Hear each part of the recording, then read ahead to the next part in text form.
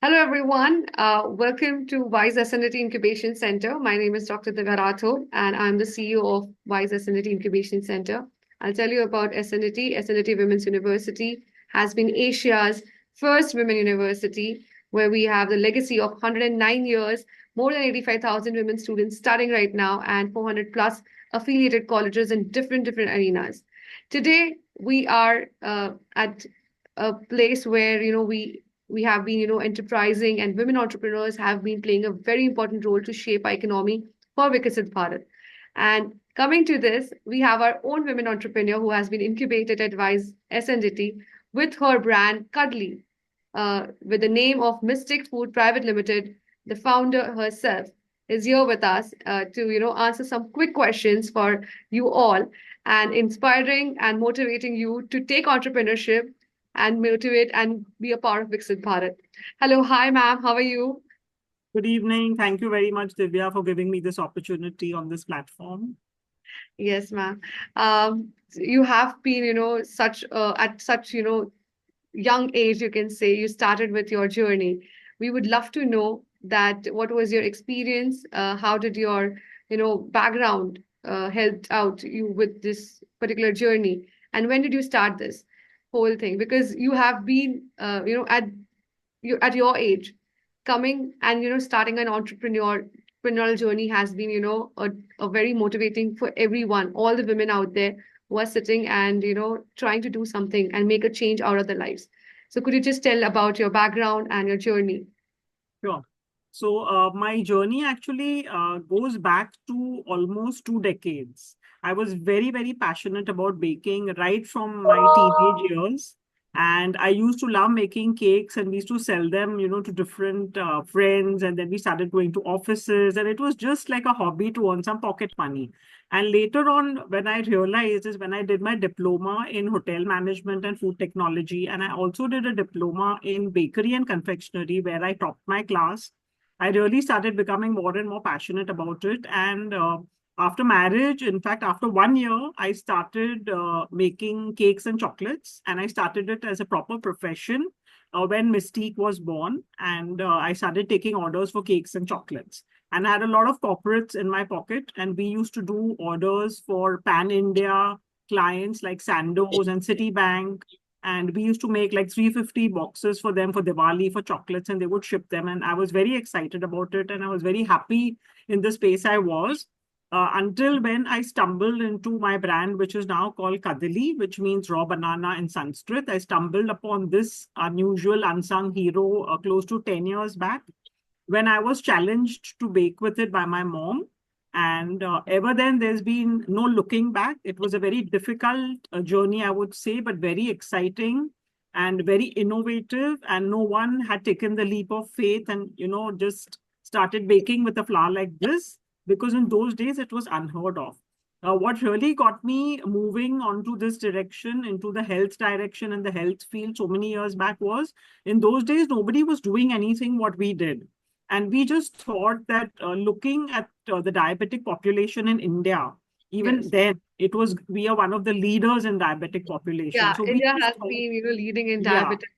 yeah. So me and my mom, we just thought that let's innovate and make something which nobody has ever done, and let's help the clients out there who need something which is very healthy, which is gluten free, which has no chemicals, which has no preservatives. Plus, we were giving business to the local farmers by giving them orders to make our flour in small quantities to keep it fresh in nutrition and in every other way. And that's how my journey began. And slowly I started noticing over a long period of time that people were really receptive towards it. Why? Because it was not only healthy, but our motto was to make healthy tasty. So that's how we started. Yeah. So So healthy, because, tasty, and plus it should be pocket friendly, because if you see that the India has been the capital of diabetes, we have so many obese yes. as well as diabetes as the one of the major concern in India. Do you think that the products which you have innovated has been pocket friendly, tasty, and as well as what you can say cater to all? I would definitely say healthy and tasty, because that is what we aimed at. We always wanted a customer not just to be a one-timer and to be a repeat customer for long lifetime value. But I would not really say very pocket friendly because our products are very niche in the market. Yeah. And all gluten-free products are a little bit on the higher side. The reason being the ingredients used in all our products are very high end, like the sugars we use, the oils we use. They are not the regular ones which are used in bakeries in Bombay. They would be an expensive category, like it would be an olive oil, or it would be a coconut sugar, or it would be dates. So everything is natural in our products. So it would be a little expensive, but then that is the category of the market we are catering to. And they are the people who can afford to give this amount of money because they are seeing there are no chemicals and it's all natural, the products. Either it's a flour or it is a ready-to-eat snacks. Everything is natural.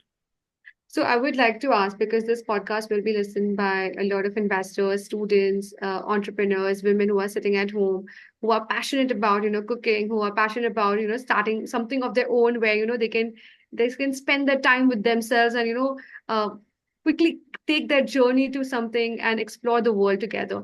When you started this journey, when did you find your first customer? How did you interact with them? How did they pay to you? Like, what was that experience? Could you just share this with our viewers? Yeah, so that's really interesting. I mean, I took part in a pop-up at Phoenix Palladium, and that Oh, was wow. my first exhibition I ever did. And that market over there is very buzzing. As you know, there's so much activity Yes. because there are families, children, everybody coming. So we introduced our product there, and it was a 2-day event. And we were so shocked and we were so surprised that people who had never heard about our flour, but we made them taste it, touch it, and feel it in the form of cookies, in the form of crackers. So they know what is raw banana flour. So when we did that, and when they realized it's so tasty, we were sold out on day 2 with all our Oh, products, and that's that was really so very congratulations. encouraging that we made small packets. So it would be it was a start. So we said, let's test the market. But we were very encouraged to see the feedback. Not only were they buying the atta, but they also were buying like our cookies and our crackers, which they really enjoyed because it had no chemicals and no preservatives. And I feel that is the need of the hour right Yes, now. 100%, 100%. Do you remember the first, check you can say, or the first money in your galla? You Yeah, can yeah. My first customer, who is still a very dear customer of mine, she's a lady who stays at Nepean Road. I will not divulge her name in case she just doesn't want it, but she's been a very old customer of mine. And she was the one who went around in entire Phoenix, whoever she met and whoever came close to my stall, they said, you must try Namrata's products. They are so delicious and she makes amazing stuff. So I was so happy to see a person who doesn't know me and has met me for the first time was going out and trying and promoting me with audiences she never knew herself. That was a very helpful gesture. Yeah, I think everyone who, helps someone or the other, because once they are Yeah. impressed with their product, they do, word of mouth. And word of mouth has been the best marketing solution in the field which we work also. Coming Yeah. to, the journey, you have been like, such a energizing person because you need to do networking. You have been very good in networking. You started with, that courage of, take a pop-up stall, which would have costed you around, some of the other costs like 3,000 to 5,000 maybe. But Yes. when did you find that courage? Okay, let's, take this up and get a private limited out of this. When did you find that whole thing that, okay, now this has become a stage where I have earned and I have, a lot of confidence in me. My MVP is good. My things are good. And this product is now ready to launch and go to the mouth of all the worldwide. Right. So I did a women entrepreneurs program and I got selected by IIM Bangalore, which I did a 1.5 year women entrepreneurs program. And that really motivated me because it taught me different facets of being an entrepreneur. And I never ever thought in my life, in my wildest dreams, that I would become a private limited. But Professor Ganesh, who's the head of IIM, he himself met me personally and he said, you have an amazing product, ma'am. Please don't even think twice, but please go private limited because that's the only way you can grow in any which way. So then I put my head down and I said, I think this is, and everybody else also told me besides my professors, the people who gave us lectures, my mentors, I spoke to a lot of them and I said, I'm only a proprietor as of now because it's a very small business, but they said, you need to do it if you want to grow.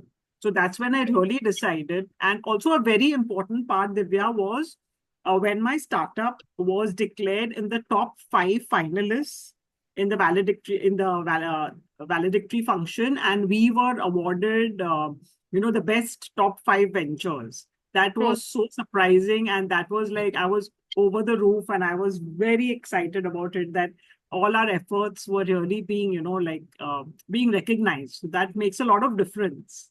Yeah, I think the startup ecosystem of India is growing day by day and, Yes. promoting women entrepreneurs and young entrepreneurs and also the entrepreneurs. Coming to the question, my next question, what do you think the difference between a business and an entrepreneurship? So you have been, starting with the first, customer of yours doing a business. The mindset of a business person and the mindset of an entrepreneur is two different mindset, because you are now trying to go global. You're trying to go that your whole the product benefits you a lot. So what kind of strategies, or what do you see the difference between this the business mindset and an entrepreneurial mindset? So, an entrepreneur's mindset is totally very different. It has to be very disciplined. There have to be a lot of forecasts. There has to be a lot of vision, that this is where I want to see my brand 5 years from today. I want to be one of the best gluten-free bakers in India, and then slowly, gradually take this abroad when, God willing, it happens. But in India, I have decided that the next 5 years, I want to see that happening, that Kadhali is known. Every household should know us. Okay, we stand for gluten free, we stand for healthy, we stand for tasty, and we stand for very transparent ingredients, which we don't hide anything what we put inside. And we are here just to elevate your gut health. This is what we stand for. And we are really dedicated to it. And our entire team is dedicated, and we want to be the best. That is my goal. That's really, really great. I think the goal of your company is to make every person healthy and Yes, diabetes free, so that the incoming years, India becomes is not known for the diabetes capital, but known for yes. happiness capital, because we really, really are happy with all our startup ecosystem, number of things we are achieving, towards our growth of economy. Coming to, the experience that, WISE SNDT has been, you have got incubated right now at WISE SNDT. What do you feel? Why did you think of getting incubated, or what are the benefits you see currently or ongoing that you will be receiving from WISE SNDT, and why did you associate it with us? So first of all, I associated with WISE because I was also recommended this when I was at IIM Bangalore. They said you have this university in Bombay and they are very focused on women. So I said that is a very big, a very big plus point for us. And of course, it's so old and it's so, I mean, well known that I didn't have to think twice about it. And one of our professors also told us, he's saying you get incubated with them, you will have a lot of openings, and there'll be a lot of chances for you to grow. And it's very old and they are very solid company, a solid organization. You can't go wrong with that. So that is when I came across and I met, I met the head of the department and I took a decision. And I said, because we have received from you all, it has been a great journey, because you've given us so many opportunities to not only pitch for our presentation, but so many other areas where you've gotten people to come and talk about our entrepreneurship journey, how they can help us, whether we can get a one-to-one mentoring. So that has been really great, and I'm very happy with it. Thank you so much. And we have so much more to come.